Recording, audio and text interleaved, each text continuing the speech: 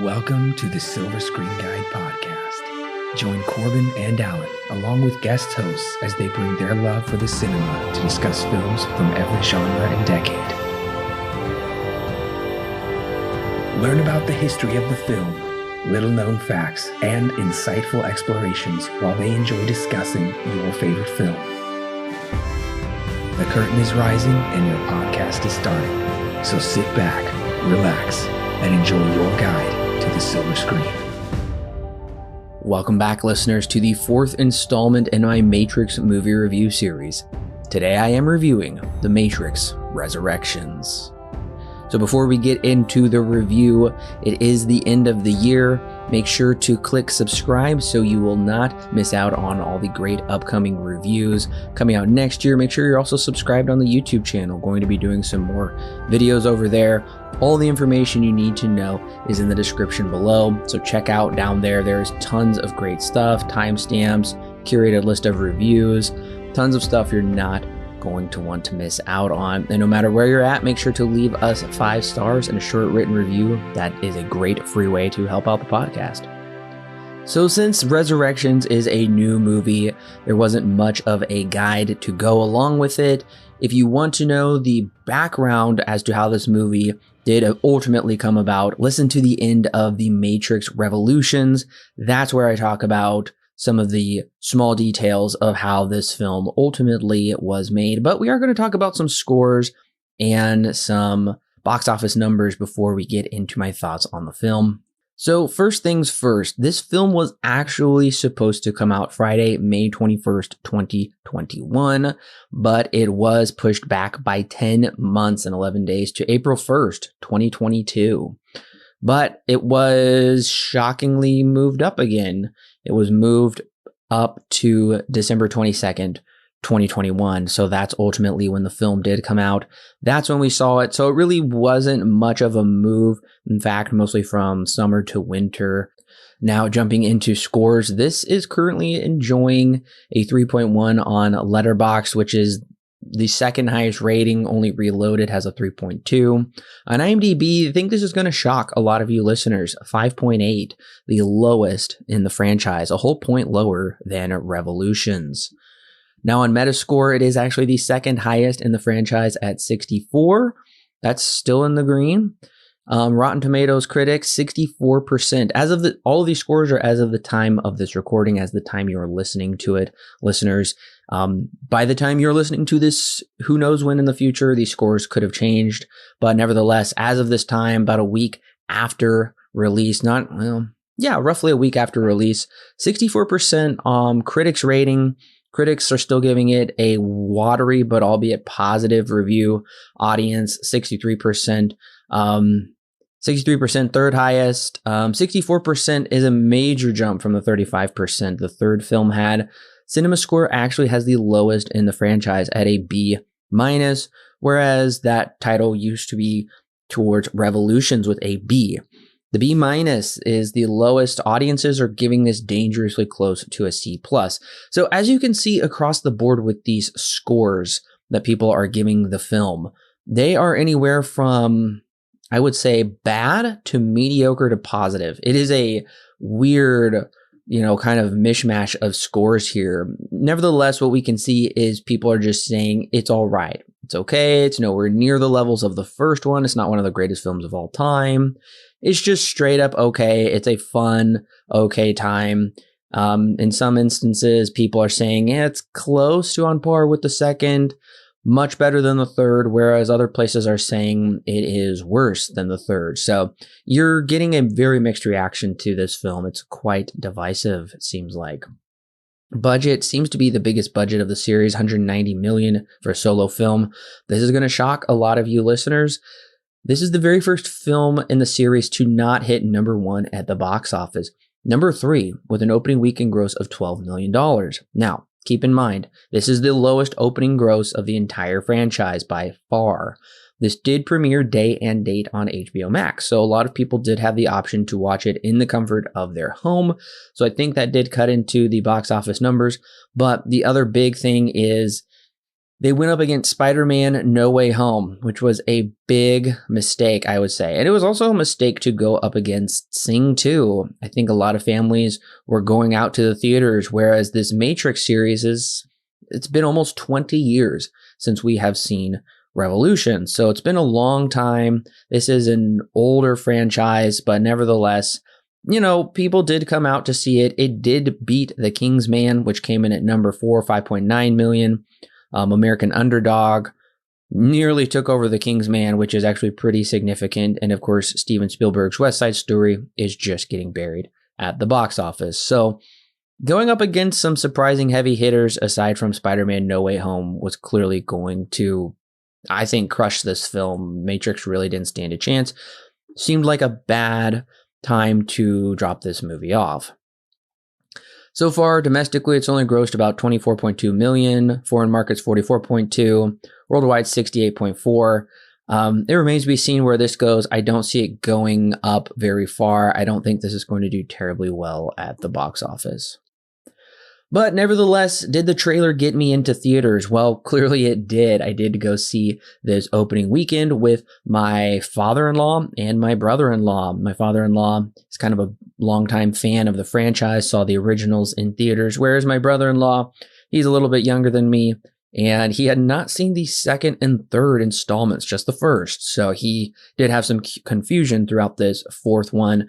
So I will say this right up front, listeners, if you have not seen the previous trilogy of films, then this one may not mean a whole lot to you. They really do their best to kind of bring audiences in who've been missing out for the past 20 years. But nevertheless, go back and listen to my reviews. Go watch that.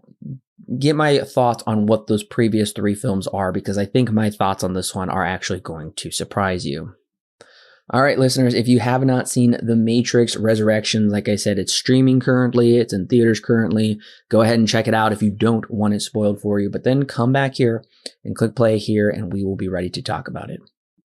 So Resurrection starts off in a very unique way. It's actually an opening recreation of the first film, and it's very intriguing. I thought it was kind of the perfect nostalgic callback. It can be confusing, but this is happening within a game. That's kind of the big twist of the film, is that Neo thinks that everything that happened to him in the first 3 movies was just his, dream of making it into a game. So The Matrix is a game that people play in the real world. It felt very meta with this plot. I think this plot is a smart and engaging plot. Some great retro callbacks, such as it gave me a lot of old video game feelings, like from the original Xbox and PlayStation era, while modernizing it for current day audiences. This is more of a plot driven film, actually, than an action film, whereas the second film was almost nothing but action after a while. This can be almost nothing but plot. Now, there are some exciting sequences to say, but I think a lot of people will be surprised. This is more driven by narrative than action or anything else. Going even further into the meta mindset of this movie, Chad Stahelski, who was Keanu Reeves' stunt double in the original films, who would go on to create and direct the first John Wick, plays Trinity's husband in this movie. Trinity and Neo don't know each other in this universe because they have been duped once again by the machines. Ultimately, of course, they come back and unite once again, this, cosmic love story. But I think one of the best points of this film is the philosophical elements. The Matrix isn't just action, but it is kind of the combination of a smart thinking movie. So the philosophy behind this one is pretty on point with what's going on in today's culture and society, not just in America, but across the world, is that people don't want to think for themselves. They want to be comfortably numb. Even if they know they are being controlled, people want to give up their freedom for this comfortable, easy lifestyle where they don't really have to choose. And so this is what really tackles that right here. Lana Wachowski did a good job of tapping into kind of this modern, paralysis or psychosis of what's going on across the world, is, this dichotomy between authoritarianism and freedom. And I don't think this movie really gets terribly political whatsoever, but nevertheless, it is tapping into that. And it's obvious they completely spell it out. There's no real hidden meanings there. But nevertheless, it's a smart way to bring the Matrix into infuse it with reality. One of the other positives is Trinity and Neo's relationship. I felt like Trinity got the shaft in part 3. She wasn't much of a character, and she just seemingly died. And that whole movie was just left completely unfinished. I feel like this shows there is something so powerful about their bond. They had to be resurrected and kept together in order to fuel the Matrix, that's what it seems to insinuate, is to keep the Matrix running off this significant power source. They don't explore it too much, but there is something incredible going on there, which really was hinted at in the first one and just seemingly kind of dropped in 2 and 3.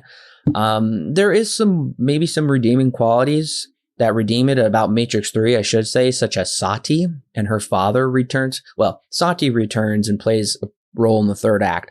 We learn that her father is the one that created the resurrection pods for Neo and Trinity. So it is kind of redeeming some of that in part 3 that really didn't make a whole lot of sense. I gotta say the ending is pretty exciting. Trinity can fly. It really is Trinity who kind of comes into her own, since she mostly got the shaft in those other films.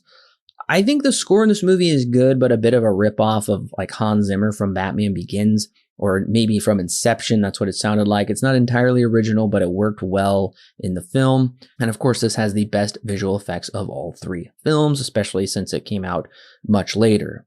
There are a number of disappointing elements to this movie, though. For instance, more exploration of what Neo achieved in part 3. They talk about how he didn't fail in part 3. He created an amicable world between machines and humans. Niobe is here, but she is 60 years older. This movie actually takes place in the real world 60 years later, which I thought was very interesting. Neo and Trinity have not aged because of how they're in the resurrection chambers. They've aged a little bit, I should say, but not as much as 60 years. Niobe says Neo achieved a world without war, where machines and humans are now in harmony, and even the machines went to war against each other. I thought that was very interesting. There is a new villain, the Analyst. He seems to be the successor to the Architect, I should say. Neil Patrick Harris does a fine job, not terribly deep or interesting of a character. Also, we get a cameo of the Merovingian. Seems like they're more so setting him up for something later on. I'm kind of confused about that. There is some good action scenes, but not a lot. Don't expect a lot of action in this movie, as I've already touched on before. Also, I think a lot of people will find this very frustrating, those who see it in theaters. The dialogue is incredibly difficult to understand. Subtitles are a must. The new Agent Smith is a big what the fudge. He does save Neo at the end. The creators originally wanted Hugo Weaving back, but because of COVID and scheduling conflicts, he wasn't here. So, Agent Smith is here. They're kind of pulling a Dr. Parnassus here. They kind of did this with part 3 as well. His character doesn't make a whole lot of sense that he's Neo's video game creation partner. There seems to be more to delve into there. Maybe on a second viewing with subtitles, I'll get it. And of course, like I said, the motives of the villain are somewhat unclear in this movie. Now, Morpheus is something we haven't talked about yet. Morpheus is built up a bit more in the trailer than he is actually used in the movie. So don't come in expecting he's going to be, the third part, the really big main character like he was in the other films. He's not really used all that much, except in the third act. He is used a little bit, but he does serve more as a catalyst for Neo than an actual character. So this new Morpheus, the reason it's not played by Lawrence Fishburne is because this new Morpheus is a combination of the Smith and the original person, which is a cool yet unused concept. So I was slightly disappointed that he didn't have a little bit more to do, but it was a cool idea nonetheless. The Matrix Resurrections almost fixes the lackluster conclusion of the Matrix Revolutions. It features an accurate commentary on society today, some exciting action, and the best visuals of the franchise. While it's nice to see Neo and Trinity alive and well, we still haven't seen them destroy the Matrix once and for all. Maybe we'll get that in a Matrix 5, but this really does feel like a stepping stone to a new installment in the franchise. I enjoyed it, but I can see why others have been let down. The Matrix Resurrections receives 7 stars out of 10 with a recommend. So I personally will pick this one up on 4K, eventually add it to my other collection since I own the first 3 on physical media. I'm going to be recommending The Imaginarium of Dr. Parnassus and A Scanner Darkly to check out after this. I think there's some similar tie-ins there. We don't know yet if there's going to be a Matrix 5. So far, this one is not performing very well. It sure does seem like there is going to be another one, like they're going to set another one up. At least we don't have much of a cliffhanger to this one. So if this is the one and final installment, I think it's a nice maybe bookend to the series, but nothing too tangible for a setup, I would say. So the question after the show is The Matrix Resurrections the best sequel in the franchise? I'm going to say yes. For me, it's The Matrix, Matrix Resurrections, Reloaded, and then Revolutions at the very bottom. So I want to know your order, listeners. I want to know your answer to this question. So make sure to email me at silverscreenguide95@gmail.com. That question and email is in the description below. I'm curious to hear what you have to say. I hope you're having a good new year, and I will be back next week with my final, so far, review for The Matrix. I'm going to be reviewing The Animatrix.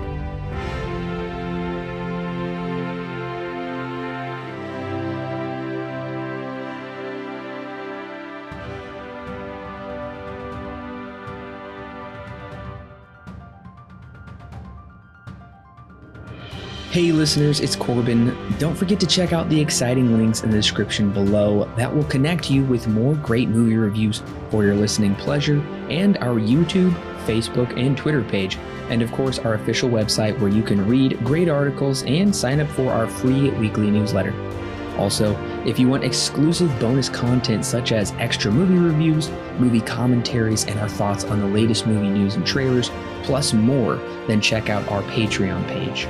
It's a great way to help keep this show free, and it gives you great content that's yours to keep. All of that and more is found in the description below. Don't forget to subscribe whether you're on YouTube, Apple, Google, or Stitcher, or your favorite podcast service. And while you're at it, please leave us a 5-star review so other movie lovers can more easily find our podcast. We love talking about movies, and we love talking about them with you.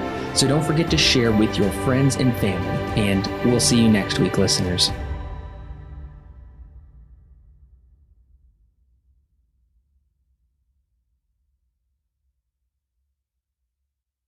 The Silver Screen Guide podcast is edited and produced by Alan and Corbin. Intro and outro music is created by Thomas Rankin. The thoughts and opinions herein expressed are those of the individual and do not necessarily represent those held by Silver Screen Guide. Silver Screen Guide is not affiliated with any company or individual involved with the creation of this movie or TV show. No portion of the podcast may be used without express written permission from Silver Screen Guide.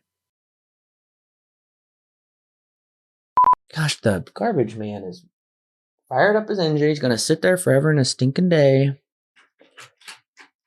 Gosh, that's frustrating. I hope he leaves soon. He's probably not. He's probably going to sit there on his phone. My neighbor's a garbage man. And he comes home every day for lunch.